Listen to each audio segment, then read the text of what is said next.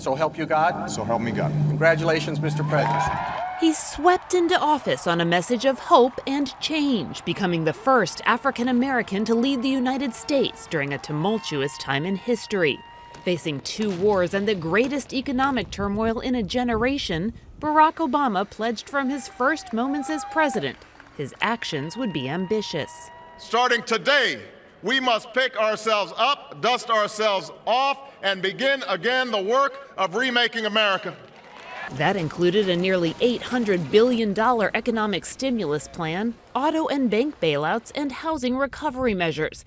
He passed a massive Wall Street reform package, revised interrogation policies, and announced plans to draw down American troops in Iraq.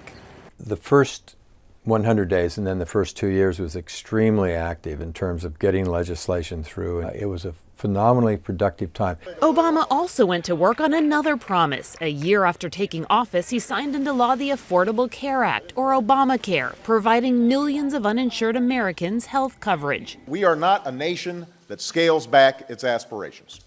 But Obama's long list of legislative achievements felt to many a pattern of government overreach, and it came at a price. Over the next few years, Democrats would lose both the House and the Senate, stalling Obama's agenda and setting up a collision course with Congress that would in many ways define the rest of his presidency. Obama would not have the opportunity subsequently to enact anything like the kinds of landmark legislative policy accomplishments that he did in the first 2 years. From immigration to energy to environmental protections, Obama issued executive orders and a record number of regulations, avoiding Congress to advance his agenda. He did things that were pretty controversial.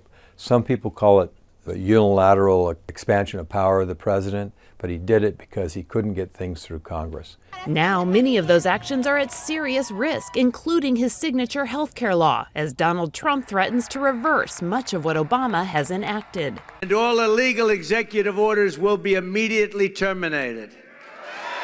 Obama's frustrations in office didn't end with Congress. The first black president presided over a period of increasing racial unrest in the country. And despite promises and pleas for passage of gun control, he found himself repeatedly left to console communities shocked by mass shootings. Sing praise, how sweet the sound.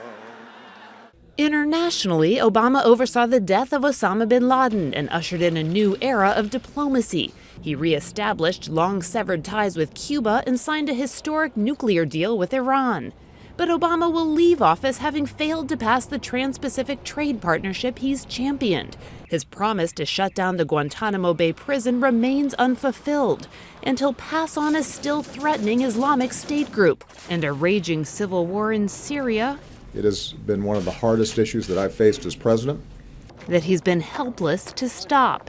While true perspective on Obama's legacy will take time, historians say despite a series of disappointments during his tenure, Obama will be remembered as a notable leader. People had hope and change that we would get out of the recession, get out of the wars, and he promised to do that, and he did, really. That layered with his legacy as the first African-American president, plus the dignity and composure that he showed within office, I don't think there's any danger of Obama being forgotten.